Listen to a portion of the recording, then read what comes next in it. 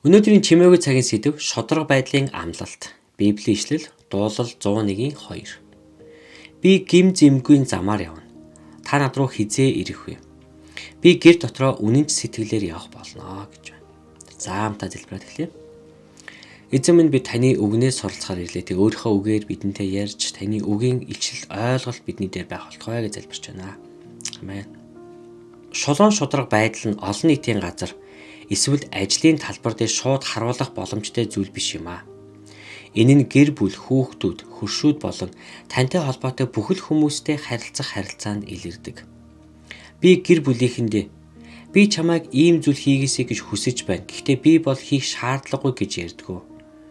Манай гэр бүл ийм байх болно. Гэхдээ эх 7 хоногт ийм байхгүй ч байж болно гэдгүү.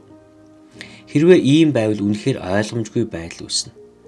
Бидний дагаж мөрдөх эзний жишг хэмжүүр энэ гэдгийг гэр бүлийнхэндээ мэдүүлэх нь чухал юм. Бид үүний төлөө хичээн амьдрах болно. Бид заримдаа бүтлгүүтэн жишг хэмжүүрт хүрэхгүй унах үе гарах боловч ингэж явах нь бидэнд хэрэгтэй. Хэрв гэртээ илэн далангүй үнэнч шулуун шудраг байж чадахгүй бол олны нүдэнд ч ийм байж чадахгүй гэж байна.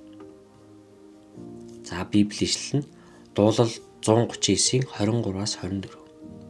Аяа бурхан намайг судлан зүрхийг минь мэдээч. Намайг шалган бодлуудыг минь мэдээч. Миний дотор хөнөөлт зам бөө эсхийг харж мөнхийн замаар намайг удирдаач гэж. Амен. Бурхан ивэх болтугай.